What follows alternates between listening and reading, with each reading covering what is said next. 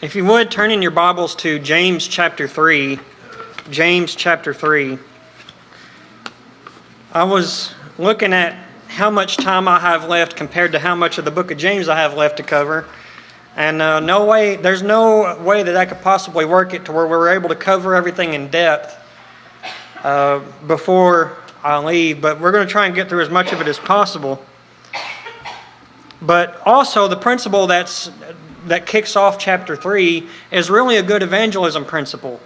And we've been taking our Sunday nights and going through the evangelism training. So I feel like this is a good fit, and it also gives us a break from the sermons that are strictly evangelism based. And so I hope this little break will help us out a little bit too. We're going to be talking about taming the tongue.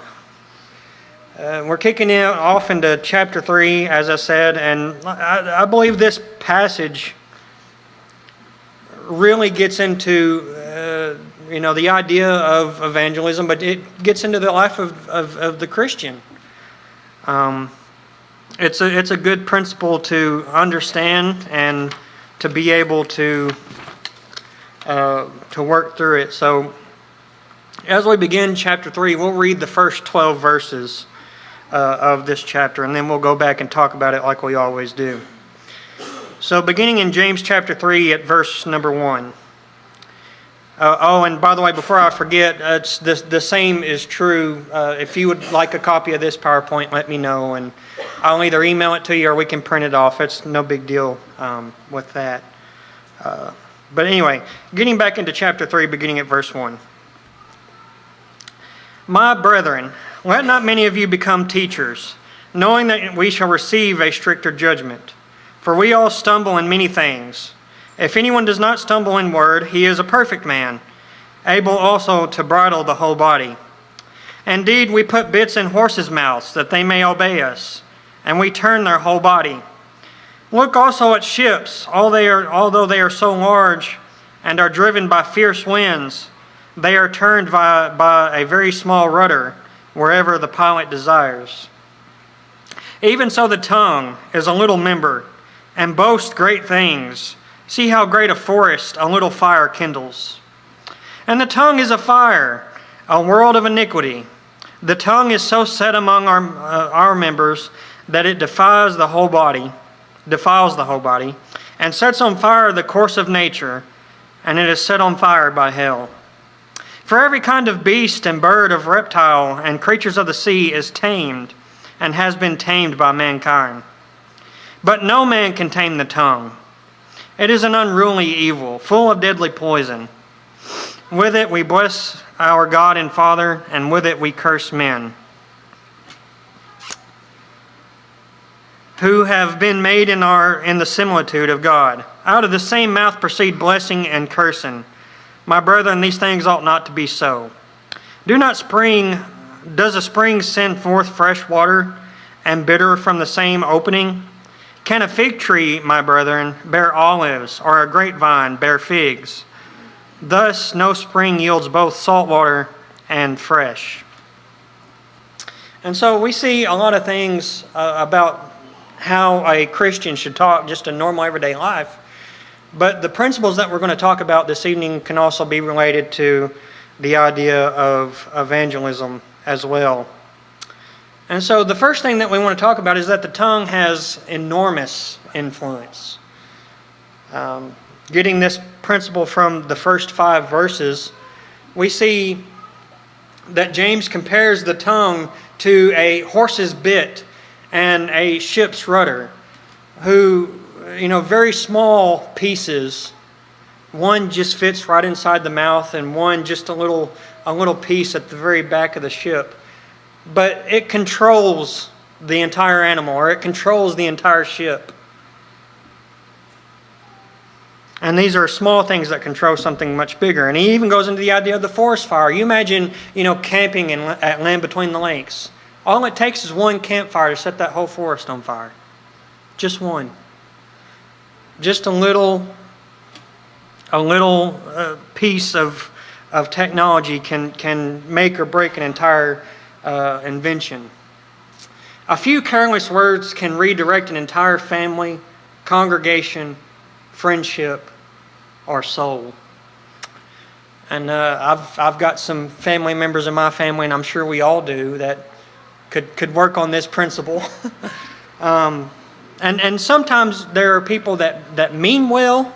In other words, what they're saying is not necessarily wrong. It's how they say it that becomes the problem.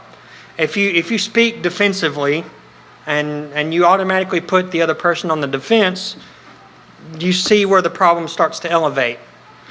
And so this influence is powerful, and it's something that we really got to be careful with. And so when we see verse 1 says, "Let not many of you become teachers," we know that teachers must recognize the weight of their words because their influence carries accountability before God.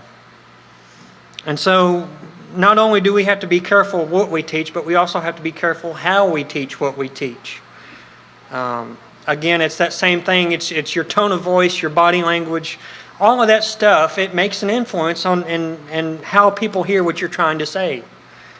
And so it's something real important, and it starts with just a small part of your body, but carries a lot of weight. And so a question that we might ask with our tongue's influence is, where are my words steering the people around me?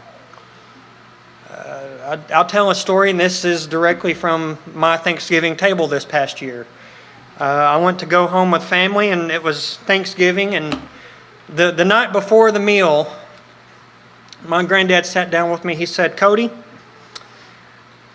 how do you talk to people? How do you talk to people in a way that will trigger them to want to respond to the gospel?" He said, well, you can open up the Bible, you can tell them about the church, you can tell them what they need to do to be saved. He said, but people, they don't respond, and they get mad at you. And knowing my granddad, I told him, I said, it's not what you say, it's how you say what you say. I know none of you know my granddad, but I will tell you he has a very firm voice. And so even when he's talking normal, his voice carries a sense of authority behind it, just naturally. And so it's not necessarily what he says, it's how he says it. And he hasn't learned how to tone it down, for lack of a better way. And I'm not throwing my granddad under the bus. Love him to death. But this is just something to think about. And of course, with it being my own personal family, I can throw myself under the bus. But anyway, the point of that, where I was going with that, is the very next day, and I also told him, I said, well, you can lead with the good news and give the bad news later. So next day comes around, we're gathered around the table for the meal, where he's about to say the prayer. He says, all right, before I say the prayer, I got something to say. He said, when Jesus was talking to the Pharisees, he called them hypocrites and sinners, and they're going straight to hell. And he said, if I don't say something to y'all are going to be in the same boat. And I said, and he brought my name into it. And I was like, no. I mean, what he said was true, but it's how he said it. So I say all that to say, it gives you a bit of humor, but think about how you say what you say. Because even as harmless as it was just telling that story,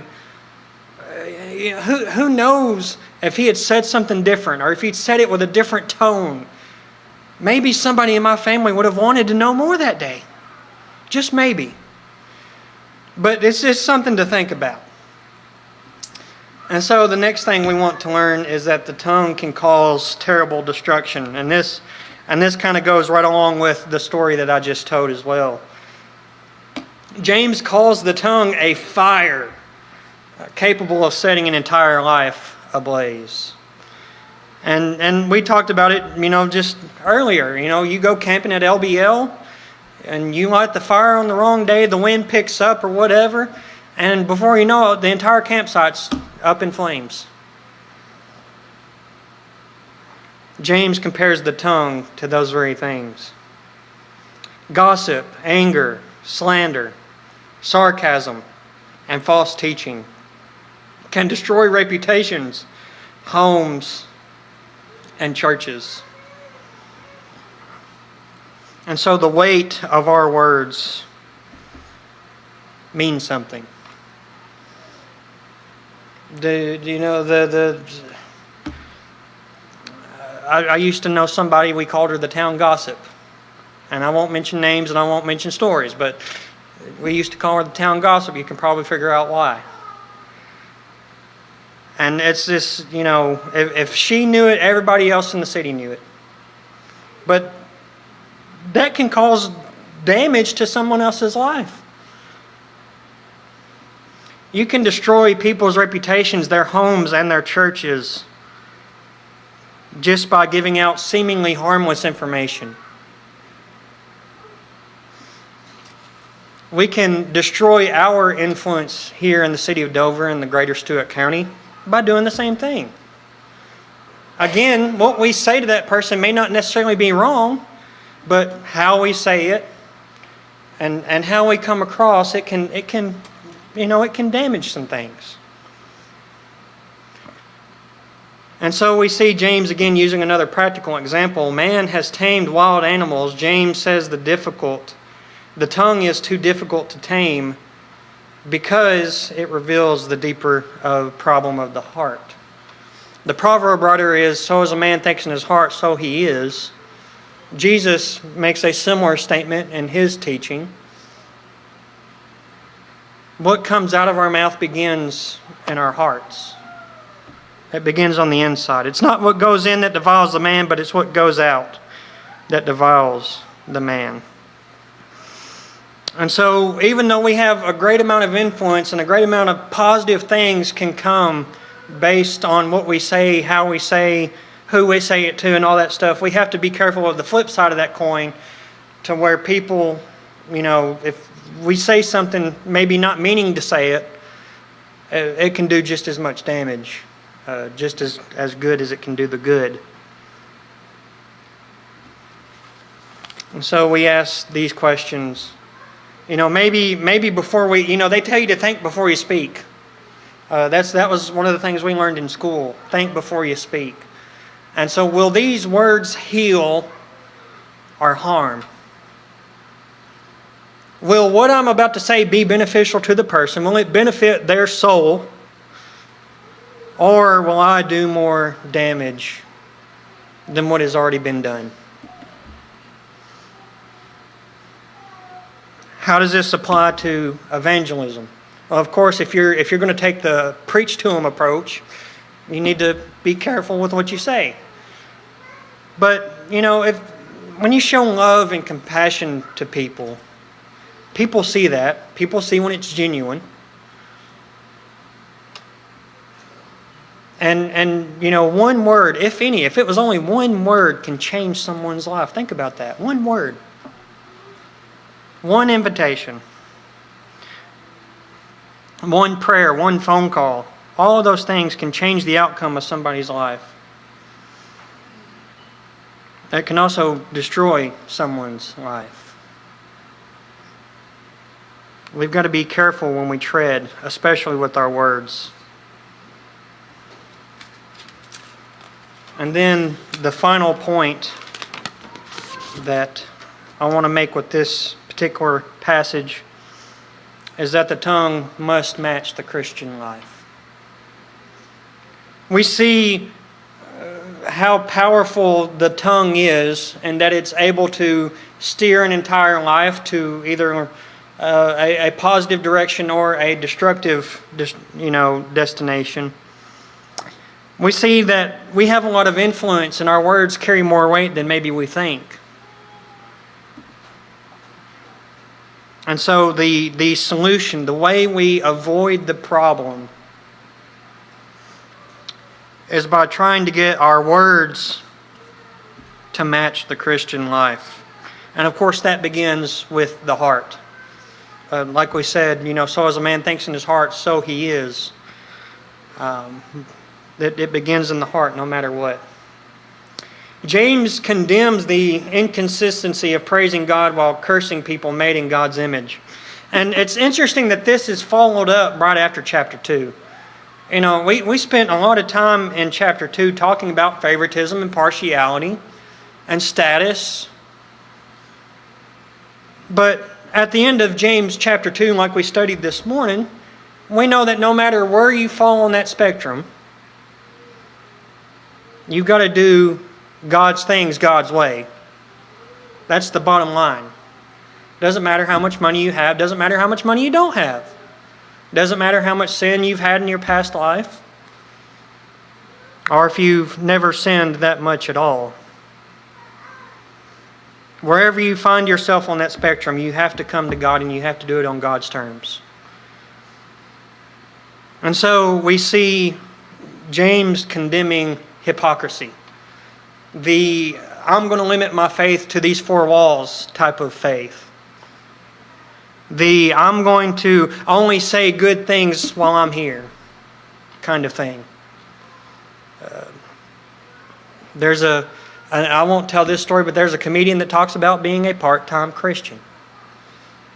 And don't call them on their day off. That's all I'll say on that. But we can tell that joke later if you'd like. But the point is, you got to be consistent.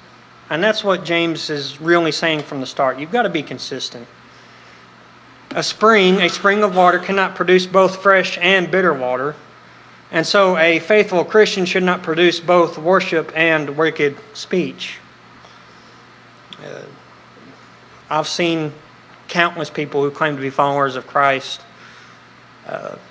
experience that sort of issue where Monday through Saturday they're worldly people, but they're saints on Sunday, and that's what's important. I think that attitude is clearly condemned here in James. And so our speech should reflect the transformed nature Christ intends for His people. And we also look at Ephesians chapter 4 and verse number 29. Let no corrupt communication proceed from your mouth, but that which is good and used for edifying, that it may minister grace to the hearers. So, what we've seen in this lesson is you've got to understand the power of your tongue. You've got to understand the level of influence that you have. And knowing those two things, let your speech be consistent with the life that you're living. It has to be that way. There's no other way around it.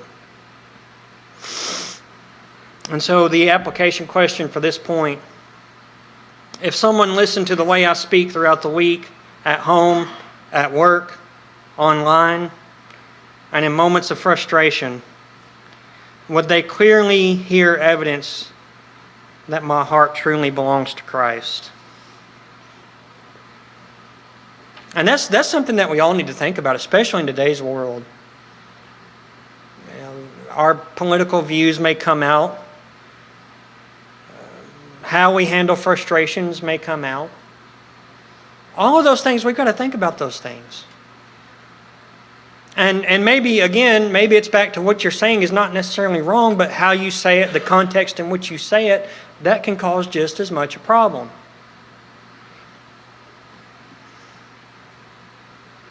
And it's not comparable to the person that's trying to go out and influence others for the gospel.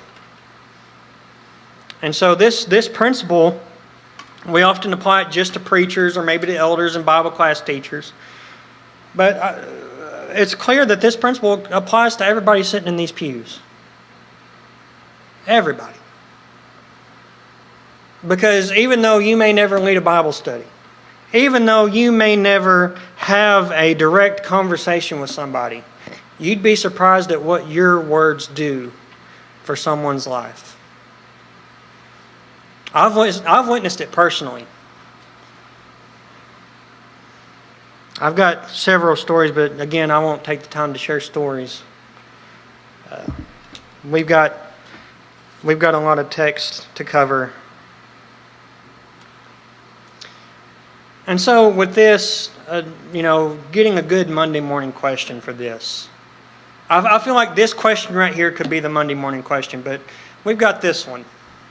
This week, will my words influence people toward Christ, or will it tear people down through careless speech, or consistently reflect their transformed heart God desires for me to have? So this week, will I use my words, will I use my influence to point people toward Christ and to show people that my heart truly belongs to God, that I'm truly a Christian? Or will I tear people down? Will I do more harm than good? Will I set a fire in someone's life?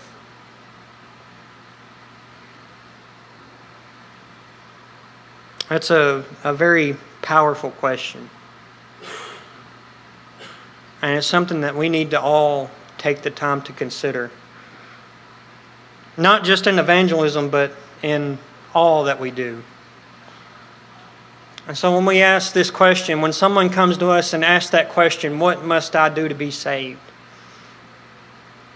You'll never get to this part if you use your words incorrectly. Now, again, as harmless as what you may say the truth. And I commend you for speaking the truth. I really do. So don't think I'm doing that. But I think what James is saying and what I'm saying by extension is that how you say what you say matters. And that's something that it's taken me years to learn. I'm still learning it. It's taking, people in my family that still haven't learned it. But our greatest power that we have in the community is our influence. We can do great things with our influence, or we can do terrible things with our influence. And so, speaking to you this evening, the words of life, and hopefully in a way that builds you up. As long as God puts breath in your lungs, you have time to come home. You have time to obey the gospel and to begin a new, transformed life. Now, we all admit you won't be perfect as soon as you come out of those waters. You're still going to have hiccups. You're still going to hit bumps in the road. But that's what that faithful living is for. That's what being around your brothers and sisters is for. You get past the hiccups. And you strengthen one another just by simply being around one another. By our words, we will either build up the kingdom or we will tear it down just as fast. It's something to think about. And it's something that I hope we can put into practice. Develop a Christian filter on our mouths as the challenge for this week. So if we can help you in any way this evening, whether it's to obey the gospel for the first time, whether it's to renew your faith, or even ask for prayers for the strength to use the right words and to use your individual influence correctly. We'd love to help you in any way that we can. Won't you please come while together we stand and sing.